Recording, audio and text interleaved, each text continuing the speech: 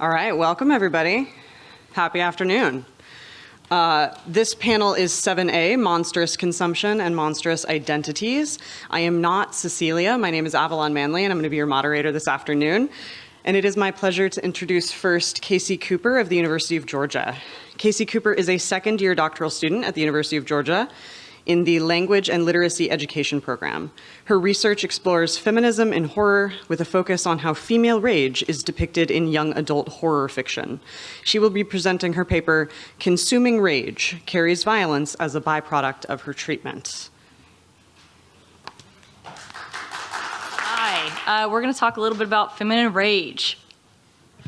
Let's begin, shall we? Stephen King's Carrie, first published in 1974, stood directly in the middle of the second wave of feminism, where the demand from women for sexual and reproductive freedom bared its teeth in the form of a transformative version of female rage. As a book published during a time of feminist struggle and told through multiple memorable perspectives, several being news reports, townsfolk's interviews, even a book published by the character of Sue Snell, there is no perspective that matches the feminine rage found in the second wave of feminism quite like that of Carrie's. As an adolescent girl whose budding puberty makes life much harder, not to mention one with a religiously fanatical mother dictating her every move through threats of literal hellish consequences, Carrie serves as a perfect representation of what happens when a society pushes women just a bit too far. By enduring continuous torment and bullying from her peers, beginning puberty by a means of traumatic entrance, and in possession of telekinetic abilities, Carrie's rage presents itself as a means of producing some of the scariest violence ever displayed by a young woman. Carrie is an accurate portrayal of what happens when a woman's rage is forced into suppression for too long, erupting in a violent nightmare of blood, guts, and female agency. Carrie is not the typical teenager.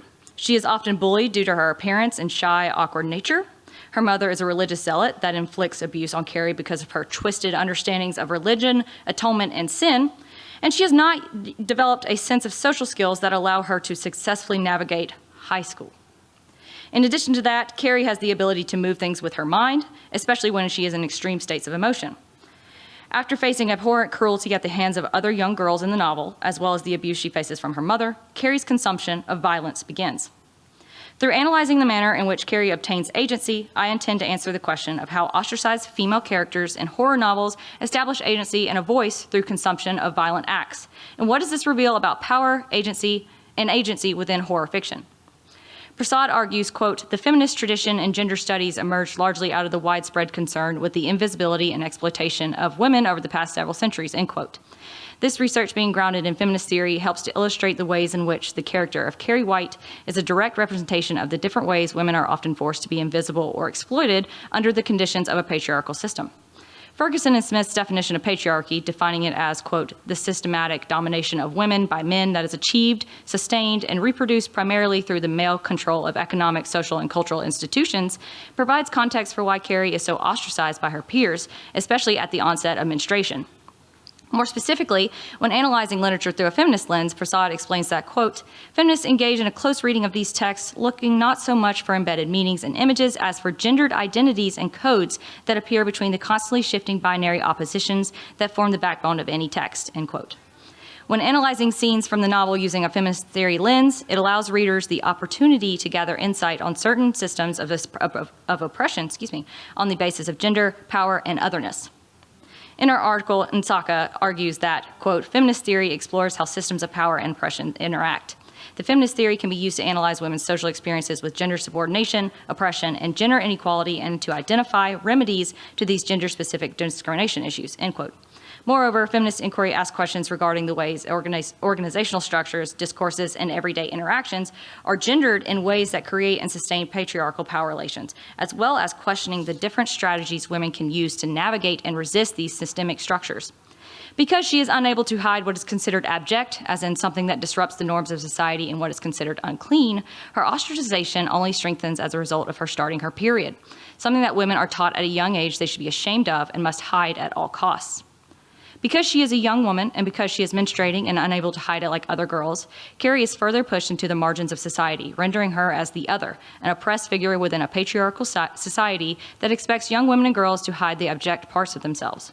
In addition to this, pivotal scenes such as the locker room scene are more impactful because she is a young woman, for her femininity and female sexuality is what is targeted by her society. where it begins, the locker room.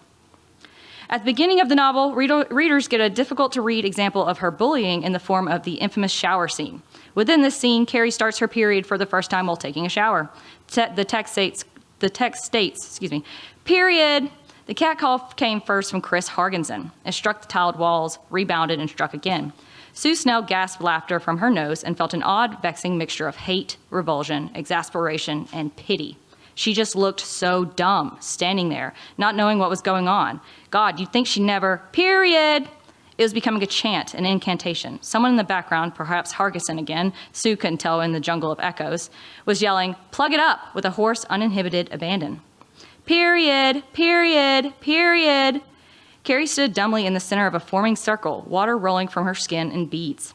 She stood like a patient ox, aware that the joke was on her, as always, dumbly embarrassed but unsurprised.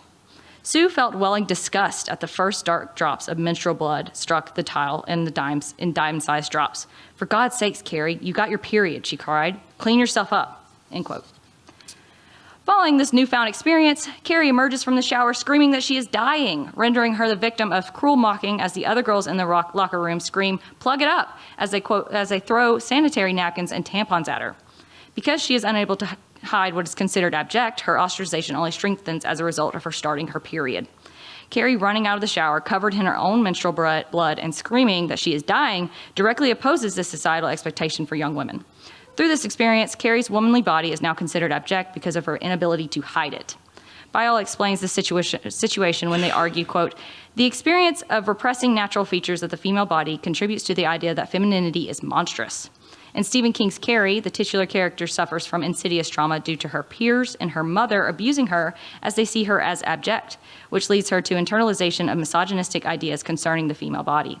Mulcahy argues that, quote, when women are unable to conceal their debt to nature, they are ostracized and abused as abject, which can lead to experiences of insidious trauma, which helps to explain why other young women respond to Carrie's distress in the way that they did, as opposed to helping someone that is so clearly upset and afraid.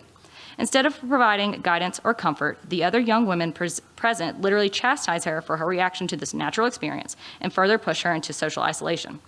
Considering the ways Carrie is constantly the site of bullying and social repulsion, her rageful vengeance by the end of the novel is not only expected, but warranted. Where it ends, prom night. The infamous prom night scene that has plastered horror media since De Palma's film adaptation in 1976 is where readers finally see Carrie forcefully reclaim her agency through the use of destruction, violence, and cruelty. However, readers would be remiss if they did not take into account the effects of the other characters' participation in the systemic oppression. For this is the moment when Carrie's consumption of rage foregrounds how their prom night ends. King states, quote, that was what made people laugh. We couldn't help it. It was one of those things where you laugh or go crazy. Carrie had been the butt of every joke for so long, and we all felt that we were part of something special that night. It was as if we were watching a person rejoin the human race, and I, for one, thanked the Lord for it. And that happened, that horror. And so there was nothing else to do. It was either laugh or cry, and who could bring themselves to cry over Carrie after all those years? She just sat there, staring out at them, and the laughter kept swelling, getting louder and louder. People were holding their bellies and doubling up and pointing at her, end quote. The cruelty Carrie faces soon mirrors the cruelty she enforces, demonstrating to readers how women's rage cannot be ignored and dismissed indefinitely.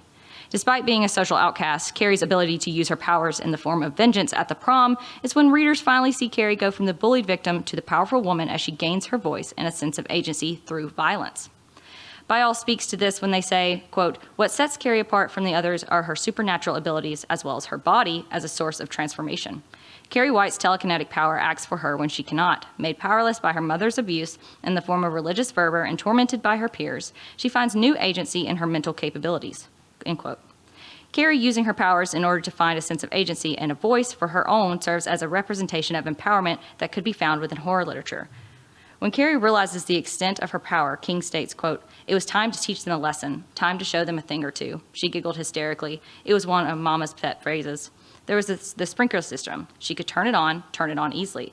She giggled again and got up, began to walk barefoot back towards the lobby doors. Turn on the sprinkler system and close all the doors. Look in and let them see her looking in, watching and laughing while the shower ruined their dresses and hairdos and took the shine off their shoes. Her only regret was that it couldn't be blood. The lobby was empty. She paused halfway up the stairs and flex. The doors all slammed shut under the concentrated force she directed at him, the pneumatic door closers snapping off. She heard some of them scream, and it was music, sweet soul music. For a moment, nothing changed, and then she could feel them pushing against the doors, wanting them to open. The pressure was negligible. They were trapped, trapped. And the word echoed intoxicatingly in her mind. They were under her thumb, in her power. Power, what a word that was, end quote. Carrie's revenge at the end of the novel comes in response to her reaching her limit of abuse from her peers, but is a much welcome revenge by readers. However, considering Carrie in terms of a simple revenge would simplify the novel entirely, for it completely negates the overall impact of Carrie's vengeance. By the end of the novel, once Carrie has been laid bare and bathed in pig's blood in front of her peers, the reader actually feels a sense of empowerment when Carrie begins her assault on her peers. Smith writes, quote, King, a male writer, creates relatable female characters who exercise their agency to break free from realistic depictions of patriarchal abuse, end quote. Women and girls who live on the fringes of society have been ostracized due to some attribute they possess are often shown in horror as monstrous, giving their differences from the norms of society. In Carrie, however, there is a shift in who is seen as monstrous and who is seen as the victim, finally embracing her inner powers. For Carrie, despite going through attempt after attempt at fitting in, and even going as far as getting invited to the prom and performing her femininity for her classmates, it still does not fully allow her to ascend into social normacy, and she, yet again, becomes an ostracized young girl living on the outskirts of society, consuming rage until it begins to fully define her, pushing her further to the brink of sanity with nothing but severe destruction on her mind. In their article, Byall argues, quote, it's implied that no matter how much makeup Carrie wears or how pious she is, she will never fit into either prescribed sphere. She'll never be good enough. She'll never attain the ideal, end quote. Her never being good enough has weighed on Carrie over the years, further pushing her into ostracization and further pushing her closer to the edge of her breaking point. Her refusing to submit after being beaten down once again, except this time the beatdown is in the form of a bucket of pig's blood that covers her entire body while in front of everyone at the prom as she's being named prom queen, demonstrates a form of resistance against those that are trying to oppress her and force her to submit to their societal norms. Byall states, quote, the horror comes from the fact that Carrie cannot live differently. She must change herself in order to become like the very people who demonize her. Like her other monster predecessors, Carrie's story becomes one of resisting assimilation, end quote. It is with the aid of her telekinesis that she gains her agency and a voice against those that have subjugated and ostracized her, and from that aid comes violence. Byall continues in their article saying, telekinesis can be seen as a metaphor of empowerment, for it is in discovering this ability that she takes her first steps in resisting the wrongs that have been made against her. Finally, fighting back against her tormentors in this manner could only be done in a horror novel, for, as stated before, this is the type of thing presented in the horror genre because of the way in which the genre allows for the inclusion of supernatural forces behind human conception. In conclusion, Carrie White functions as a victim in desperate need of agency and social acceptance, silently enduring her torment while consuming rage until it reaches her breaking point. King explores the consequences of consuming rage, portraying it as both a destructive force and an instrument of agency. Carrie White, relentlessly tormented by her peers and controlled by her fanatically religious mother, internalizes years of pain until her fury reaches a breaking point. Her telekinetic abilities, fueled by this rage, transform her from a powerless victim into a rageful avenger, embodying what one character calls the, quote, wrath of gods. Carrie's anger, once swallowed in silence, becomes all-consuming, obliterating those who sought to torment her mere existence. Her destruction of the town of Chamberlain is not just an act of revenge, but an eruption of long-suppressed emotion, demonstrating how rage, when denied release, intensifies until it turns catastrophic. Yet, Carrie's violent catharsis comes at a cost. Her final moments are not marked by triumph. Go ahead and let you know, little spoiler here. Her final moments are not marked by triumph, but by despair and self-destruction. Her death, following the annihilation of those who torment her, reveals the cyclical nature of repression and retaliation. Her power is both liberating and damning. King's novel suggests that the suppression of female anger is inherently dangerous, not because women's rage is unnatural, but because a society that refuses to acknowledge it creates the conditions for its eventual explosion. Carrie's consuming rage challenges the boundaries of power and punishment, illustrating that when women's emotions are denied legitimacy, they do not disappear. They simmer, waiting for the moment when they can no longer be contained, and in that moment, they consume everything in their path. Thank you. Thank you so much, Kacee, for that lovely talk. It is now my pleasure to introduce a scholar who I admire a great deal, the ever-charitable Jerry Rafiki Jenkins of the University of Georgia.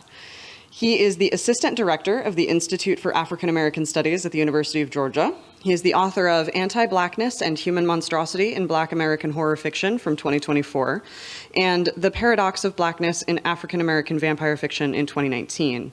He also co-edited with Martin Yaptik Human Contradictions in Octavia E. Butler's work in 2020 and Authentic Blackness/Real Blackness, Essays on the Meaning of Blackness in Literature and Culture in 2011.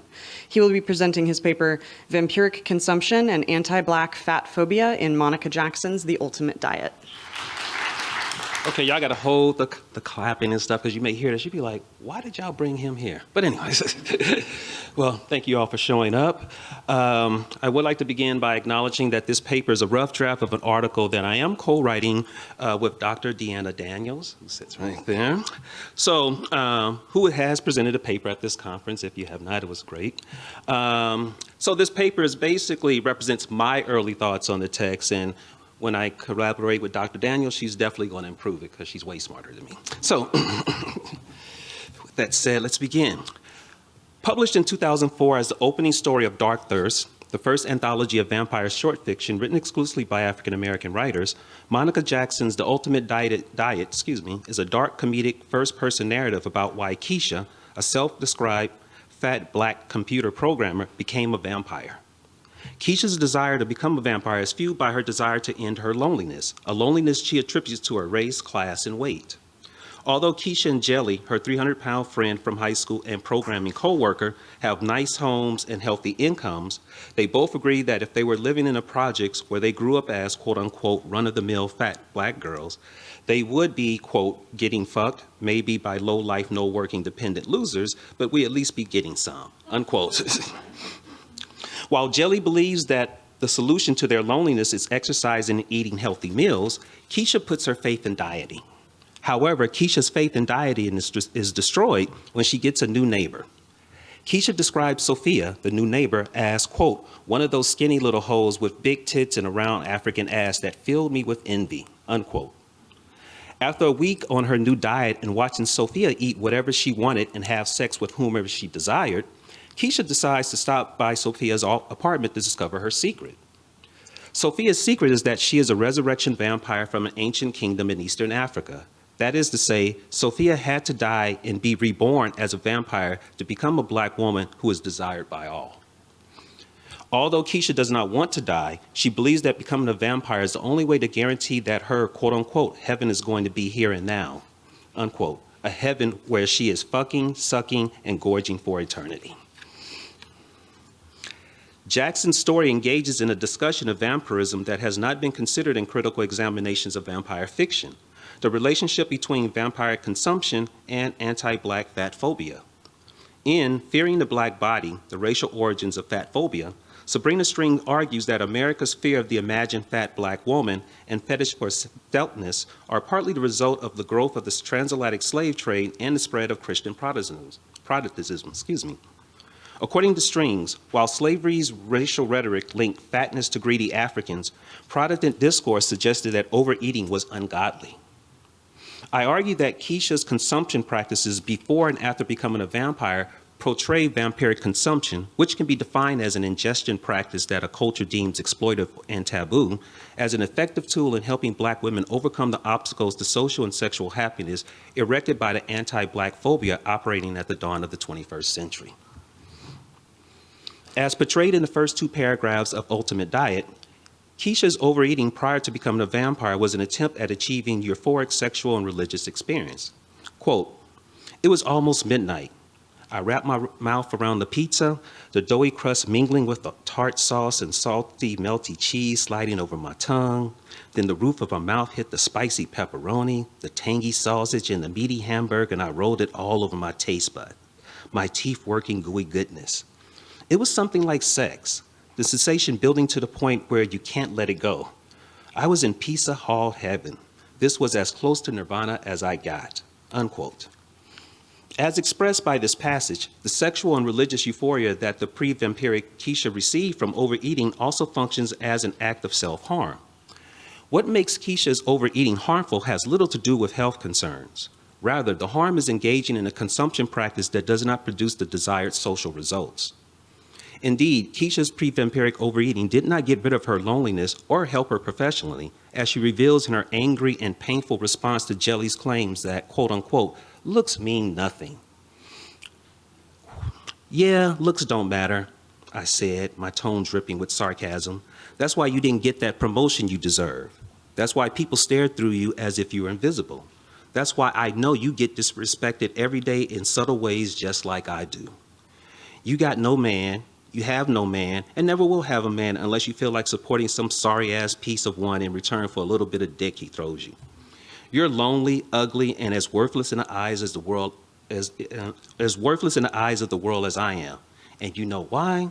Because you're fat, and that's all that matters. Unquote. Keisha's heartbreaking association of skinniness with personal and professional happiness implies that her overeating is a harmful response to a world that is anti-black and anti-fat. As Deshaun Harrison puts it in Belly of the Beast, The Politics of Anti-Fatness as Anti-Blackness, quote, desire is at the root of the continual harm that the black fat navigates, unquote.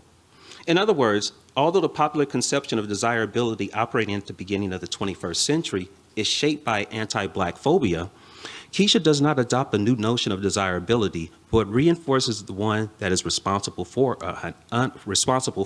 her unhappiness. Indeed, while Keisha does not envy, as she puts it, quote, bony white women with big tits, unquote, who are worshipped by nerdy white men because most of these women were not born like that, she is envious of Sophia, a black woman whose body type is similar to that of the white women whom she claims not to envy. Thus, the problem with Keisha's overeating is not her overeating, but her ideological investment in what Harrison refers to as the quote-unquote politic of thinness, which demands that one consume less, desire less, rather than make the demand that we end a world where one desires would leave others without. However, Keisha's investment in the politic of thinness, as suggested by her life after becoming a vampire, indicates that a critique of her investment in thinness is also based on theoretical fantasies rather than material realities. So after becoming a vampire, Keisha declares the following, quote, Beyonce and Halle Berry, stand back. There's a new bitch in town. My, oh my, I was fine. No tits, but I fixed that within a week with some implants. I get my ass picked up good too. That's what all the real skinny bitches had to do. I was all bone and gristle, a white man's dream girl, unquote. Keisha's declaration tells us that Beyonce and Halle Berry, like Sophia, represent black versions of the white man's dream girl, which links black women's financial security to being desired by white men.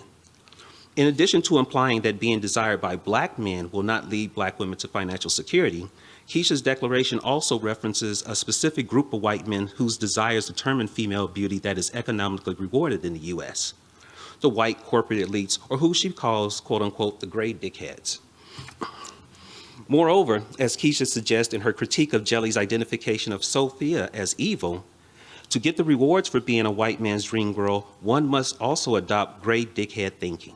Quote, a lot of these gray dickheads around here think that so-called evil shit is better than sex and chocolate.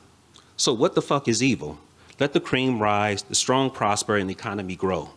Fuck all that whiny crap like caring for the downtrodden, helping the weak, and protecting the poor. Grab all you got coming to you. Evil is relative, my fat girl Jelly, and I'm changing my politics, unquote. As a vampire, Keisha's not interested in destroying what Harrison refers to as the cages that breed thinness, such as concepts of greediness and overconsumption, which are responsible for the dominant culture's disinterest in fat black people. Instead, she is focused on acquiring the ability to engage in the same evils as the gray dickheads. In other words, like Sophia, Keisha the vampire is not just the gray dickhead's dream girl, but she is also an honorary gray dickhead.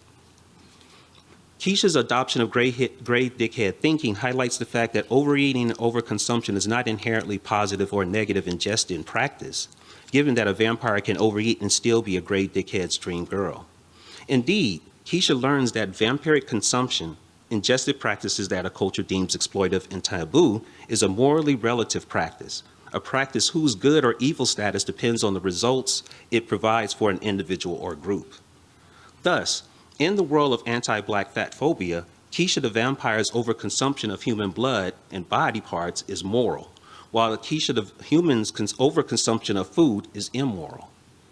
According to the logic of anti-black fat phobia, Kacee the vampire's overconsumption is moral because it aims to distance her from her fatness and blackness, which allows her to move toward the top of America's race, class, and sex hierarchies, whereas Kacee the human's overconsumption is immoral because it retains her fatness and blackness, which stagnates her upward mobility within those hierarchies.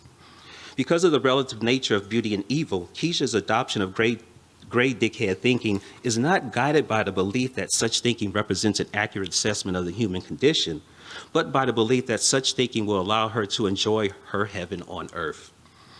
In this light, Kacee might not have desired to become thin and therefore a vampire if fat black women were part of the gray dickhead's dream girl image. This also means that she is willing to maintain a power structure that allows the gray dickheads to determine what constitutes beauty and evil so long as she is benefited from it. To conclude, although Kacee's desire to become a vampire lacks counter-hegemonic aspirations and is shaped by her dream of over-consuming while remaining thin, her desire to be a vampire also suggests that vampiric consumption can be an effective tool in helping fat black women overcome the obstacles to social and sexual happiness erected by anti-black fat phobia. Indeed, Kacee's identification of vampiric consumption as the ultimate diet speaks to the tacit role that this ingestion practice plays in American notions of female beauty and the personal and economic rewards that come with achieving that notion of beauty. For example, even though Kacee misses eating food and enjoying the activities in the sun, she also reiterates that being a vampire has been great. She also reiterates that being a vampire has been great and great being fine and all. Since she is now having sex with anyone she chooses and sees every vampire body as being better than her 200-pound plus body. Even when Jelly has decided to become a vampire slayer who has killed Sophia is now focused on killing Kacee, we never get an indication that Kacee would change her decision to become a vampire if she had the opportunity to do so. What is noteworthy about Kacee's investment in the politic of thinness is that it seems to assume that the ideologies and institutional structures that give gray dickheads the authority to determine who is beautiful and what is evil will not go away anytime soon. Given that assumption, Kacee has no incentive to reject gray dickhead thinking on beauty and evil, which implies that pragmatic counter-ideologies to such thinking are not available to her. Indeed, while Jelly views Kacee's ultimate diet as evil, Kacee does not see any examples where she can achieve her heaven on earth without becoming another Sophia. As Kacee sees it, while some might argue that she needs to eradicate the politic of thinness from her thinking to be happy, since fatness and thinness are not inherently positive or negative states of being, given that fatness and thinness have meant different things throughout human history, the work that Kacee puts into becoming a vampire suggests that we need to find ways to reward those who are fat and black in order for her to divest herself of the politic of thinness. Thank you. Thank you so much for that wonderful paper. We are going to do our Q&A now. Michael Gray could not be with us this afternoon, so our panel is a little bit shy of the full 3, but we have plenty of time for Q&A. So where shall we start? Thank you. Hi, I had a question for Jerry, and thank you both for your presentation. I appreciated it. My question had to do with my understanding of your analysis of the short story in relation to like fetishized bodies. I think fetish has an interesting way of maybe imbuing itself into this narrative because we know that Black bodies are something that are fetishized just as much as fat bodies. And we have this intersectionality of a black female fat body that is being fetishized, where I wonder how much of that like dickhead thinking has to do with like a situation where it's openly okay to be attracted to certain bodies, but not okay to be attracted to others, and how much it really kind of becomes a sort of thing where the character has to say, like, I don't care if I become a vampire because that means I can at least be openly attracted to, where there's this power in conforming to a certain standard where, you know, screw morality, screw all those sorts of things. I just want to sate this appetite.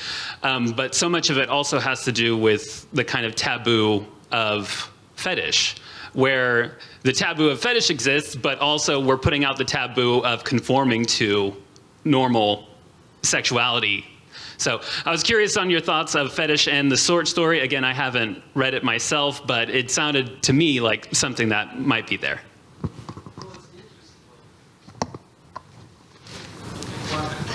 So, what is interesting about that, I thought about that, and a lot of things came through my mind. And I guess one of the things it made me think about is that in this particular instance, do people in general want to be fetishized, right? Because it suggests a certain type of beauty that you have, and therefore a certain type of power that can be enacted. And so I think there's that issue that I think the story is trying to grapple with. But also I think that one of the issues that I think is seen in the story is how people get rewarded for how they look. And that becomes one of the important things that happens in the story is that because someone like Sophia in this case, right, who's being rewarded and she's not, and that anything's not going to change anytime soon, she was basically telling us that that's the quote unquote logical way to go if I'm going to have heaven on earth. So I think it's on the one hand this ideal that I don't want to die to get heaven on earth, but ironically she has to die to get that, right? So I think it becomes interesting that she has to lose her life in order to become desired by all, right? And that being desired by all for her within kind of a capitalist society, right, means money, right? So I think that, for me, the way I've been thinking about it, and again, these are early thoughts, and Dr. Daniels is going to definitely improve it when she kind of puts her mind. But that's how I've been kind of playing around with this idea. What does it mean to reward certain type of body types, and how does that translate, with the rest of society? Thank you.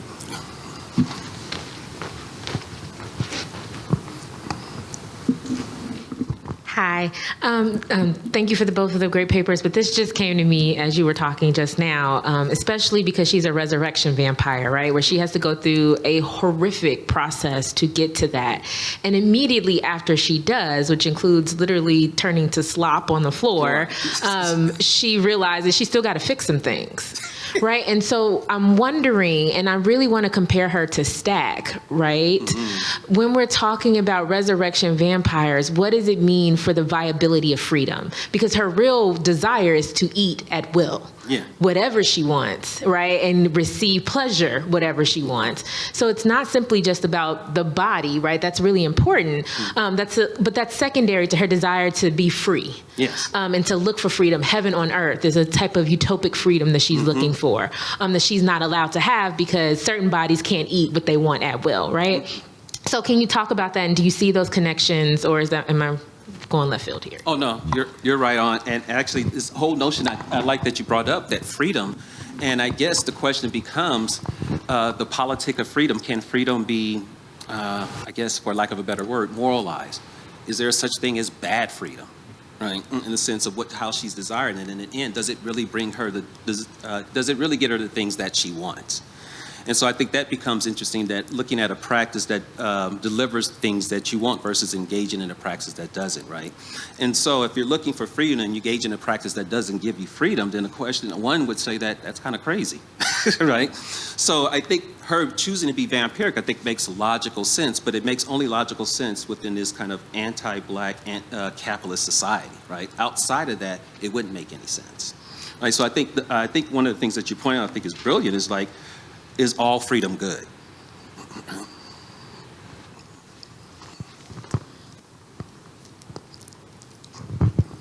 Thank you both. I have questions for both of you, but I'm going to start with you, Dr. Jenkins, since we're talking to you primarily right now.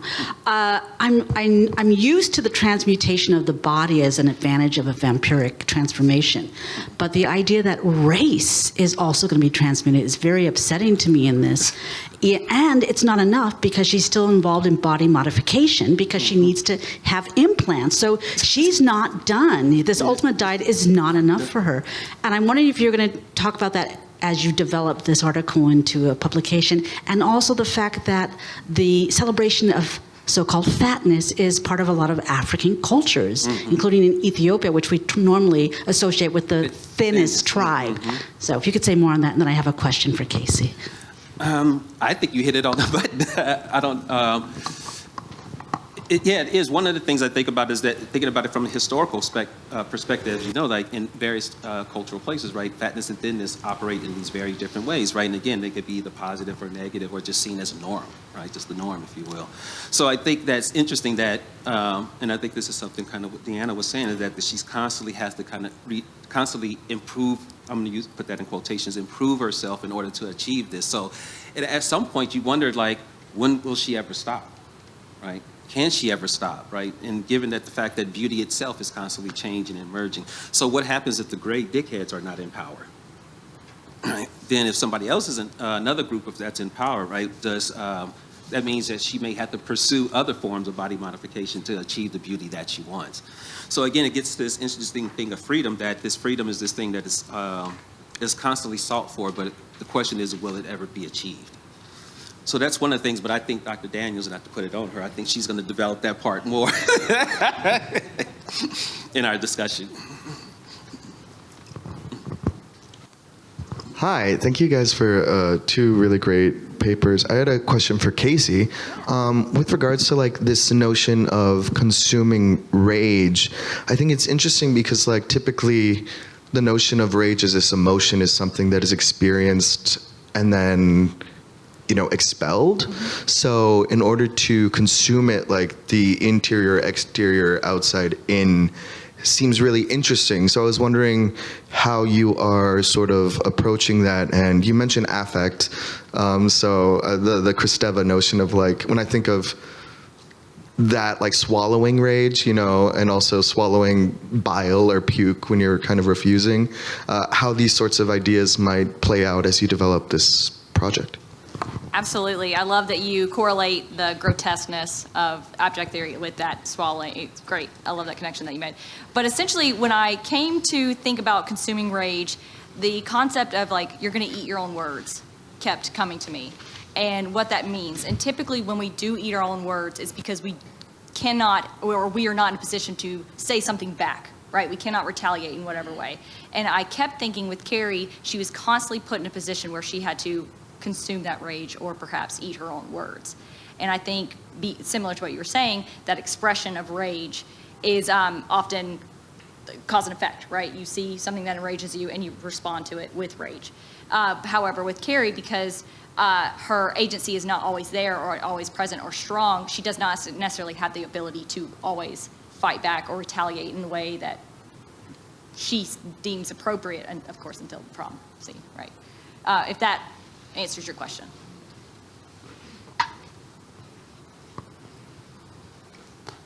Hi, thank you. Lovely papers. I have questions for both. For Kacee, I was thinking Darian Ellett-Smith has a really lovely piece on gay men's identification with Carrie, and I was thinking a little bit about the different kind of identificatory possibilities that comes up around that scene of bullying, and also in the age of school shootings, and thinking about, you know, how much that narrative today feels so, haunted by that. Absolutely. And for Dr. Jenkins, I was thinking there's a really lovely essay, and I think it's a collection on post-feminism and vampires. And there's also a really interesting collection, Kacee, on women who kill in post-feminism, which I was thinking of during your talk. But there's a chapter on the idea of the makeover, the vampire makeover, and the pressure to always have to be changing and keeping up with beauty standards. And so I know that essay collection is very much thinking about what it means to have like the agency and power granted to women in these fictions sort of feel sort of co-opted or strained in those sorts of ways. And so I was thinking a little bit, is the question, about like Simon Bacon's idea of undead memory, and thinking with Dr. Francis's comment about what it means to interrupt or disrupt the white thinness of the vampire with thinking about longer lineages of beauty. And so I was just thinking a little bit about what it means to intervene in that genre. Like, I know it feels like it's shaped in the present of blackness, but to be able to trace it backwards as well. Wow. Okay, y'all asking great questions. Well, one of the things I thought that stood out in your question is this ideal of the makeover, and that one has to make themselves over in order to kind of gain agency, as you're kind of talking about with respect to Carrie, and I think that's kind of fascinating. And for some reason, as you were posing that question, I was thinking about the role that, because I talked with my students a couple of weeks ago, the role that the BBL is playing in contemporary notions of beauty. Right, and really thinking about, like, what does that say that regardless of the racial background, people are primarily going to DR to get these BBLs, right, and kind of get this sort of type of makeover. But what does that mean to actually get that makeover, so to speak? And I'm thinking about non-black women who tend to go get it, right? Because there's an assumption that you're quote unquote getting a black booty, right? And then that's kind of like the old ideal behind it. And I just thought it was so interesting how in certain places, not all places, where it's seen as kind of like this kind of class dynamic. I got the money to do it, right? So that becomes this kind of agency that no longer I'm using kind of, in this case, a makeover to actually help me get it. Makeover is now a class status, a class symbol, right? That I do have the power to do that. So thinking about the ideal of makeover itself, I think is interesting because it also speaks about class privilege, right? Who has the power to make over it, or whether or not I need to be able to make over. With respect to the ideal of undead memory, that I haven't thought about much, and to be honest, if I was going to give some type of coherent answer, I would need to think about it more, but definitely we should talk after this.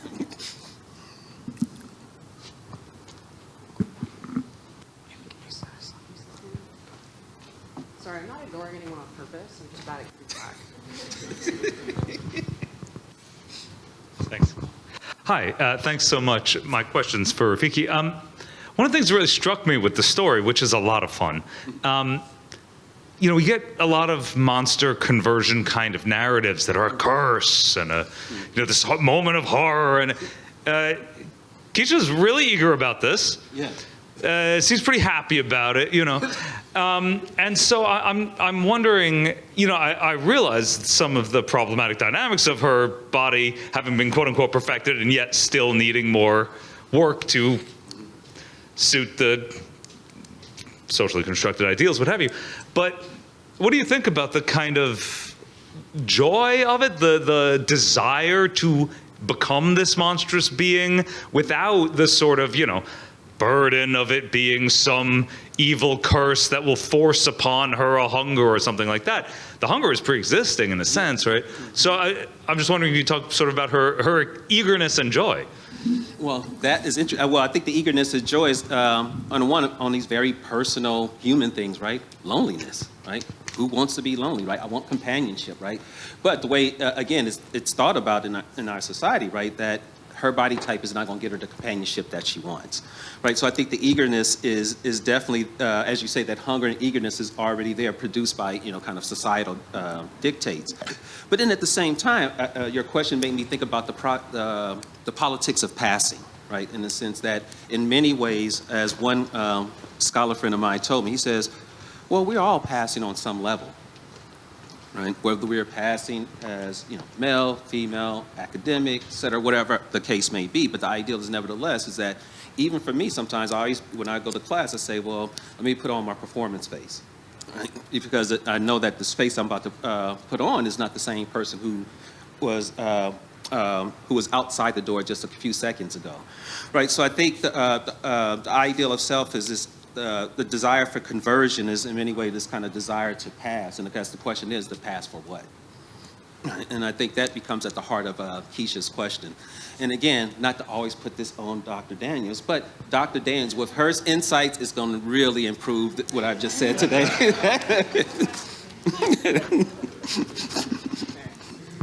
right, we'll do a couple house right and then house left.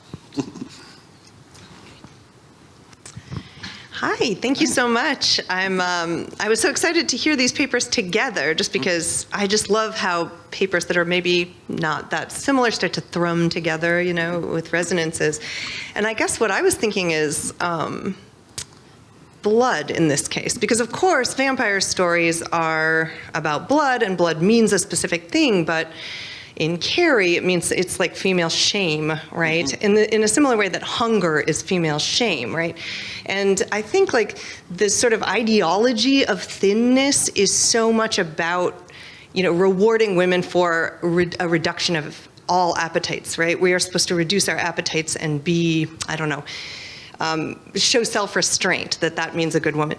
And that in both cases, it is this like stepping into blood that gives them their supernatural powers, right? And so I suppose I'm asking you both a question about that. I mean, do you feel like that is, because both of these stories sound like they're full of a joy, right? A joy of just like becoming a woman in all our monstrousness and allowing ourselves to have appetites and desires and to claim power in some way.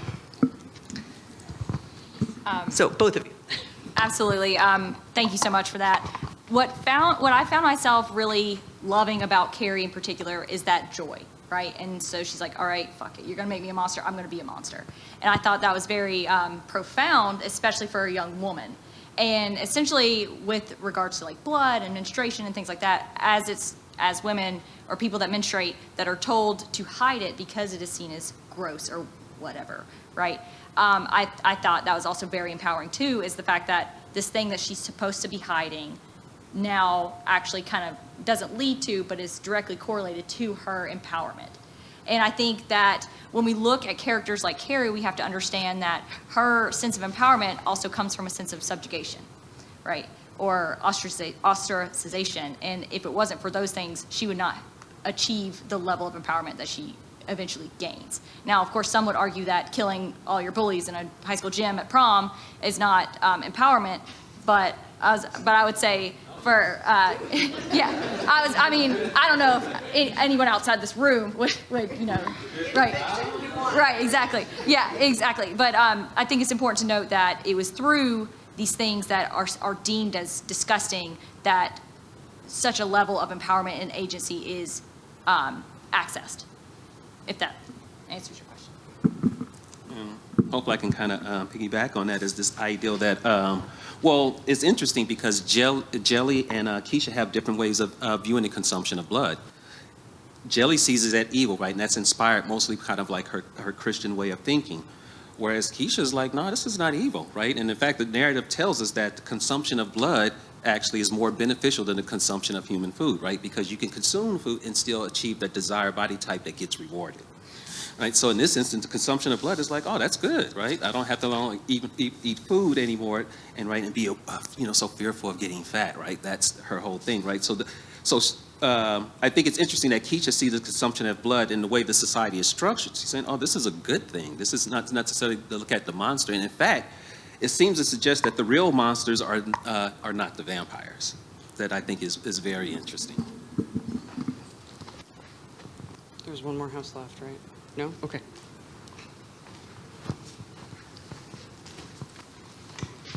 Thank you. All right, this question's for you, Kacee. Next time I'm going to ask all my questions together. I really was intrigued by the term you used about Carrie performing her femininity. And I'm wondering if you're going to do work with the other side of that, whether or not she is the one performing humanity, or if it's actually she is the most humane person in the room, and that the monstrous folk are the bullies and the other girls.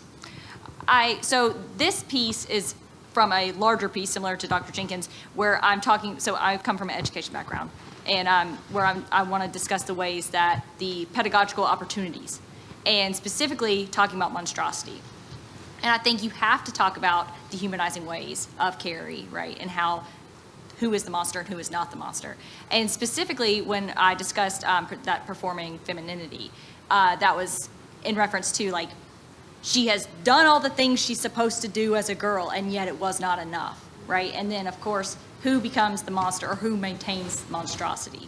And so I think I would be remiss if I did not include those aspects of that, because it is important, because that's why we as readers, it resonates with us. That's why we cheer Carrie on while she's literally slaughtering, a group of 100 and so people, children, right?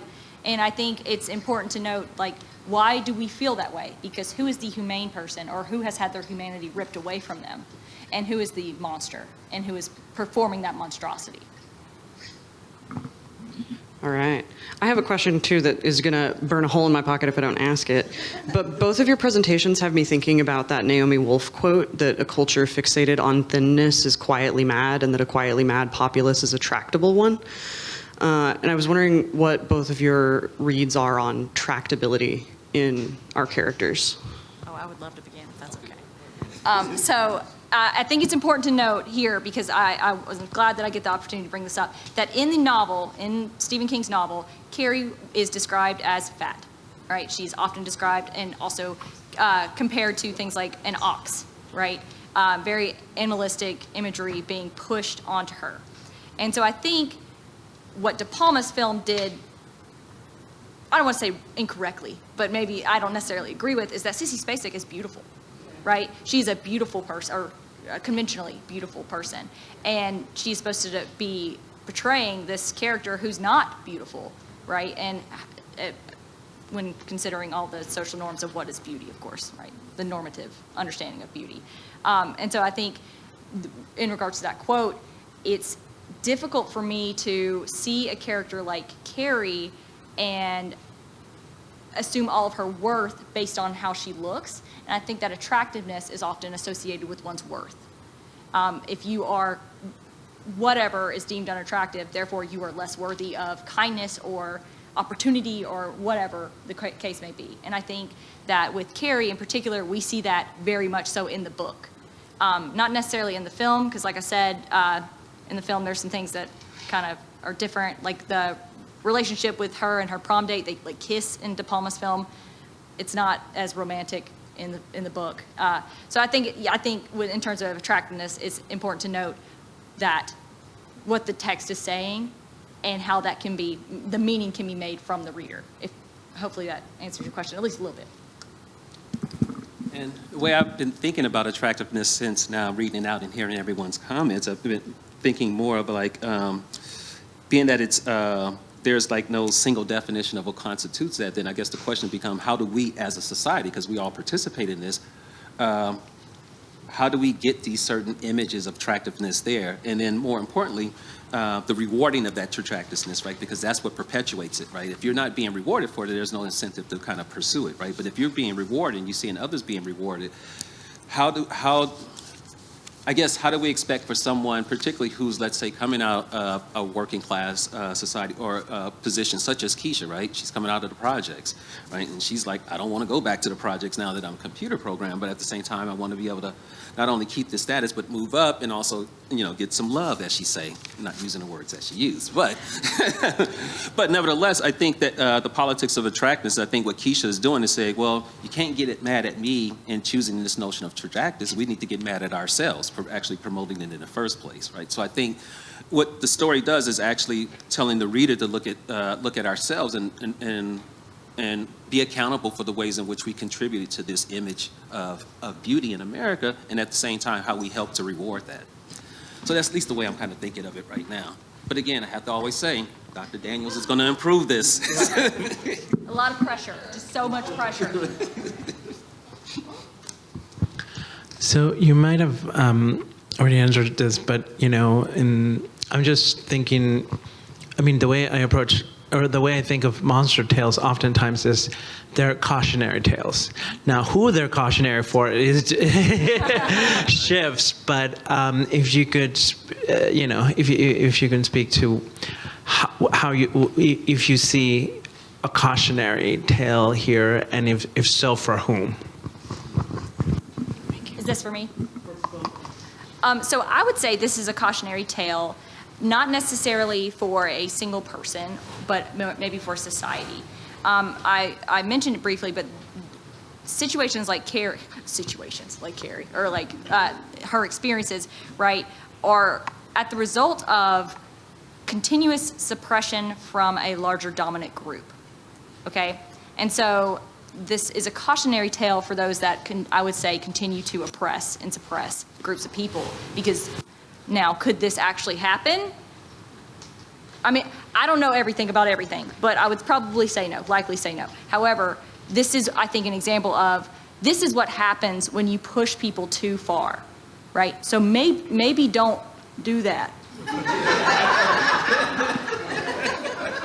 In summation. Just don't do it.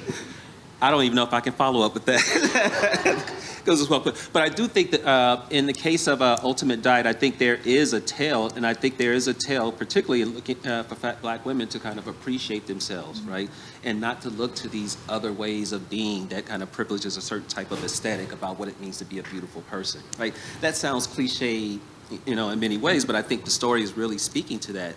Because as accomplished and as intelligent as Kacee is, right, that still is guiding her her life, right? This ideal of attractiveness, and particularly this notion of thinness, right? So what would it take for someone like Kacee to just simply love herself as she is, right? What would have to happen? And again, I think that is part on us as a society to kind of help with that.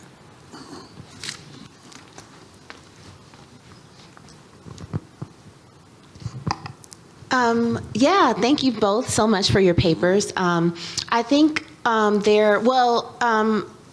I did hear some quotations of like Deshawn's work and like some of the people who are working on like ugliness and fat needs and desirability politics. And I think there's actually like a body of literature on like the politics of ugliness. I actually published an anthology called On the Politics of Ugliness several years ago, which was, I think, attempting to sort of within like feminist criticism theorize ugliness as a political category that produces like harm, exposure, vulnerability to violence, as well as like advantages. And there is a pretty stable sense of beauty, right? Like it's white, blonde, thin, you know?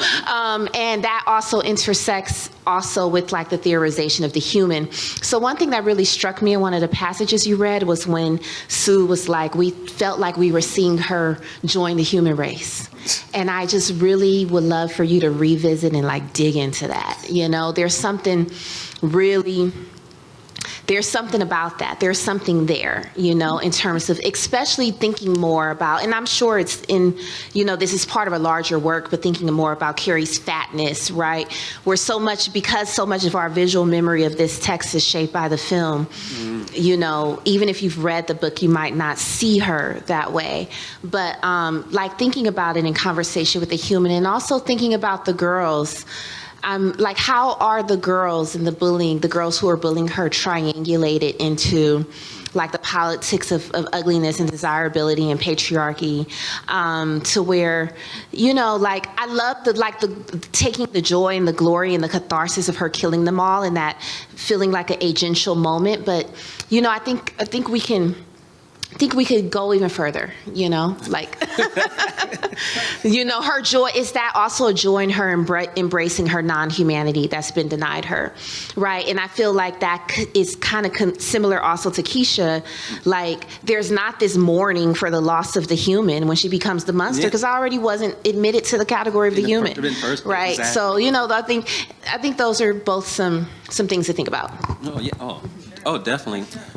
And I've talked with Kacee about this back and forth about it, right? But one of the things it's kind of the question that you pose is like, what do we do to girls that are? How do we read the girls that are terrorizing Carrie? Because that's where a lot of it's not necessarily men or boys that are doing it, it's these girls who are kind of reinforcing this kind of destruction. I just think that's so fascinating, right? And kind of what you're getting at, right? And that they're kind of policing in the sense of what constitutes beauty and what constitutes just legitimacy itself as a person. And just to continue on that, 100%, yes. And I really want to branch out on that. But in terms of the other girls policing Carrie, and that's why I kind of touch on objection a little bit, is because she's not doing what girls are supposed to be doing, right? So they treat her accordingly. And in one of the quotes that I mentioned, and I go into detail in not a 6 to 7 page, 20-minute paper, talks about how, what are you supposed to do at this point? Laugh or cry for her? You can't cry for Carrie, because who cries for Carrie, right? And there's a sense of blaming, I think, that's done there as well, in the sense of like, well, if you would just do what you're supposed to do as a woman, this wouldn't happen to you. Yet, of course, for Carrie, she does do that, right? And it was still not enough, especially for these other young girls, right? And then we see this all the time in social situations where someone tries to climb out of whatever hierarchical position they're placed in. What happens when they try to bounce out of it or climb or get in a different position? They are very much demonized, and they are very much like forced, oftentimes physically, back into the position where they belong, right? And I think it's very important when you're talking about joining the human race to include that, because it's almost as if Carrie herself is subhuman because of the way she looks, because of her inability to navigate high school, her mother being the way that she is, all these different things, right? And so we see this group of people being like, it was like watching someone rejoin the human race in itself is an insult, because it assumes that Carrie herself was never part of it, right? And she joins, but then what happens when she does, right? Not good. I mean, not good for them, I guess. Good for the reader. Another question just regarding, especially because I was really intrigued when you were talking about the approach from an educator, like from an education. And I think there is something interesting with regards to knowledge and how knowledge and access to knowledge is handled, especially since Carrie doesn't have knowledge of biology in terms of the onset of puberty that you mentioned when her period arrives, and how the mother's religious practice is this sort of like epistemic violence that is what precludes her from understanding how to interact with other people. She doesn't have access to the same sort of social awareness that these other people do.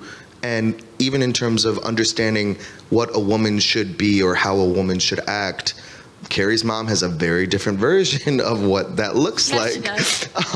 And so I think especially in a time right now where we can see sort of attacks on knowledge and attacks on education, Yes. what that might mean for how monstrousness is generated by removal of access to ways of understanding, period. Period. No, I think that's very interesting because Wednesday, I met with Dr. Jenkins and we were just talking or whatever. He's like, so I want to talk about your paper, but also I'm currently watching Carrie, and Carrie's mother was on the screen. I said, that to me is the scariest character in the entire book and all adaptations, right? And because not only is she just terrifying and abusive, she is withholding something very, very important and pivotal to her becoming a person, right? Not just becoming a woman, but becoming a person. And what I mean by that is not necessarily knowledge about menstruation, but knowledge about how to navigate social situations. Because we see what happens when someone is unable to do that. And obviously in the form of Carrie, but we see it all the time in literature. And oftentimes people that are interested in monster studies, we find ourselves resonating with the person that cannot fit in exactly. But I think it's important to note too that with Carrie, when we see her and see her, the lack of knowledge, this is the result, right? This is what happens when we don't teach our children about, be it menstruation, be it navigating social situations, or anything, being a human, a decent human, right? This is what can happen. Because I would say the same teaching or lack of teaching can be said about the other teenage girls, right? And I was a high school teacher for 7 years, and I saw it, I was in a sorority. I saw it all the time, right? Where this lack of human decency, I guess, was in a way taught, but the lack of teaching, this is how to be a decent human being, and this is how to treat people, especially someone that is in a position that may need a little extra encouragement or assistance, right? If that kind of a little bit answers your question. I think I saw one final thought. I just want to add real quickly, one of the things that I'm noticing both between King's text and what we get from Jackson is that religion becomes this kind of the space where knowledge is being attacked, right? And I think that becomes interesting in the role that way religion is playing in these texts in relationship to knowledge. Question for Kacee. There was a really lovely essay. I can't remember where it was from or what it was called, unfortunately. I think it was in the Nightmare magazine in the Women Destroy Horror section. But I know it was a woman who was writing about her love-hate relationship with Stephen King, which I share as a black reader, and a queer reader. But it's to say that, like, because his characters often are taken to places where they espouse such really ugly language in ways that retread sexism, homophobia, racism, all of it. It's both feeling affirmed to see it out, but feeling damaged by that language. This is a question because I read Carrie in my sophomore year of undergrad. I don't understand why in a Russian folklore class. And one phrase that stuck with me, and it pissed me off about King for a long time, and I haven't remembered, it's just partially a clarification question if you've encountered this, is I remember there was a description of someone whose nose had been smashed, I think in perhaps the uproar afterwards, that I believe was described as having expanded to a Negro's persuasion or something like that. And I remember being so, I'm not even gonna give an adjective, I was just thrown out by that, you know? And it led me to not read King for a very long time. And so I just want to bring that back into the reckoning with the racial politics of beauty and thinness, and think about what is the relationship vis-a-vis female empowerment when thinking of also having to be subjected to such damaging language to get there. I am so glad that you brought this up because I have been wanting to talk about it. So I do not make any excuses for Stephen King. I do not. Some of us have read some of his work. A lot of what he says is like, why would you ever say that? Why would you, moreover, write it down and then get it published? What's wrong with you, right? So I'm not making any excuses for Stephen King. But I will say that there was an interview that he did that was transcribed, and I read it when I was doing my research on Carrie. And it was a female interviewer asking him, saying, so essentially being like, how do you feel about writing a feminist novel? And he goes, oh shit, I didn't even think of it that way. So I think it's difficult for me to fully answer your question, but I will say that with someone like Stephen King who has so many levels of privilege, he doesn't even have to address those things. And when he does address it, he can address them negatively because he is in that position of privilege and power. And I see that a lot in Carrie. I mean, look at how Carrie is described. She, first off, is a person, yet she is talked about as a literal patient ox, an ox. No one wants to be referred to as an ox, okay? And then there are other depictions where he talks about certain characters, like in some of his short stories, where especially black characters, where it is just appalling. And then he would have to address it later, and he's like, oh, I didn't even think of that, which I think is negligent on his behalf. I think it's very negligent on his behalf because it is so damaging. And similarly with Carrie, finding that empowerment wasn't through the ways Carrie was described or even, how she, like the way that she was being treated or treated others. It was more along the lines where she was just like, fuck all y'all. Like, and this is how I'm going to respond. And it was completely negating any and all structure imposed on her. And when I say structure, I mean these institutional, oppressive, systemic structures. And she said, I'm going to do what I think I should do. And ultimately it was kill all these people. But I think that's the beauty in it, was the fact that that wasn't Stephen King's intention. His intention wasn't to write a feminist novel. And several people would disagree with me and say, Carrie is not a feminist novel. And I think there's merit in that as well. But here we see a young girl going against what is not only expected of her, what is conditioned by others for her to behave like, and then going against all those things and gaining something that she did not have before that ultimately soothes what she needs, right? So in summation, I'm not making any excuses for that man. I don't think anyone could. And he has tried in many interviews and fails, right? But I will say that particular part, this also speaks to my privilege as a white person. I don't exactly remember that part, but I do remember the context around it. And I remember it was just stated and then moved on. I think I'm not sure there's a use like there's a way which I don't know if it was King's narrative just for King's. Right. So that's why I don't remember how I accessed it. I just remember being thrown out when I remember it. Yeah, no. That's exactly it, yes. That, yes. And he also uses like the S slur when we're talking about women and things like that. And then he's like, oh, my bad. But at what point can you say, okay, but you have to own up to it and maybe stop doing, don't do that. Don't do that, right? Absolutely, absolutely. Thank you. And this will be my last point so we can kind of move on to our next talk. But one of the things I think about that is that King does it because he gets rewarded. So it's coming back to this thing of being rewarded. If you're rewarding me for something, tell me why should I stop? So I think that comes to the point where we got to stop rewarding him if we want to see something different, right? And rewarded by whom? Who is the one rewarding him? Awesome. Thank you all so much. Please, another round for our panelists.